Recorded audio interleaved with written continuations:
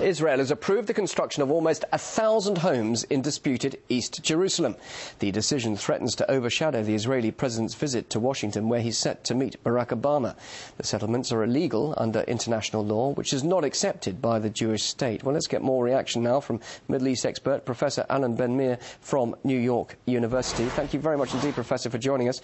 Well, why announce this construction now, just before this important meeting, which is going ahead very shortly? Isn't the move undermining support of Israel's main ally, the US, which is really trying its best to broker peace talks there in the region?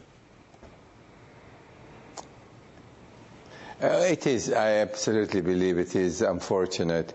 Israel seems to have, unfortunately, the propensity of making these type of decisions or declarations exactly at the wrong time.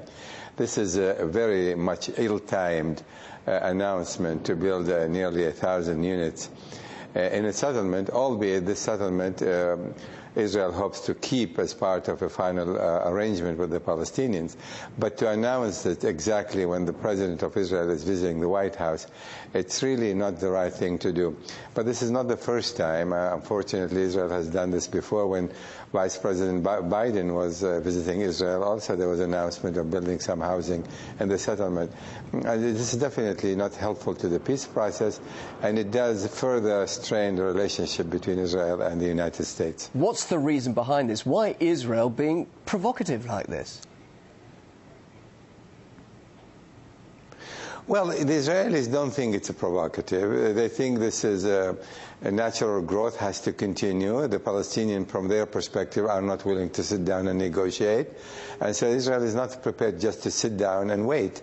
And therefore, they're continuing to build in settlements in the main that Israel is hoping to incorporate into Israel proper under an agreement with the Palestinians. That is the position. So from their perspective, they don't see this as a provocation. But the they US see that as a continuing process. Israel, these settlements have to grow, and that is a part of the natural growth. That's how they see it. But, of course, the US could be forgiven for seeing this as provocative. I mean, the US State Department has criticised the move, saying building was illegitimate and Israel's actions run counter to efforts to resume direct negotiations. So, in many ways, the US is still being very patient and supportive, isn't it?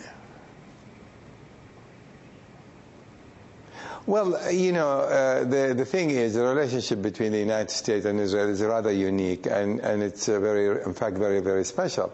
But then again, the reason the United States has to maintain this relationship with Israel because America is the only partner, only country that in fact can influence Israel in the long run to make the necessary concessions. So the United States cannot afford to sever its relationship with Israel.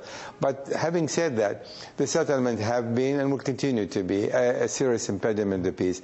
My feeling is that the Palestinians are also making a mistake in two areas. One, they should change the dynamics by demanding, for example, to sit down and negotiate borders rather than be hung up on the settlement. That they should do. And the other thing they are not doing is they're continuing incitement against Israel. So the Israelis are taking the position, as long as they continue to incite against us, as long as they continue to threaten our existence, specifically from Hamas, we're going to have to continue to do what we think is best for Israel's national security. But again, two wrongs doesn't do anything right. And that's where the United States is pretty much caught in between. Just briefly, and finally, what hopes do you have for this forthcoming meeting between the two presidents? Well, I think we ought to know that the President of Israel does not really enjoy the same powers, of course, as the Prime Minister. He is pretty much a ceremonial figure. But Shimon Peres happened to be a respected statesman, and he has a good relationship with Netanyahu. And I feel that one of the things he's trying to do is to convey to President Obama what Netanyahu is planning to announce, I think, this May, that is an Israeli initiative toward the Palestinian. And that is something we are waiting to see the details of this initiative in order to break the impasse, because the Palestinians are going to go in September to the United Nations the General Assembly, and then the likelihood the General Assembly will declare independent Palestinian state. And I think Netanyahu would like to do something prior to that in order to change the dynamics of the negotiation and the process itself.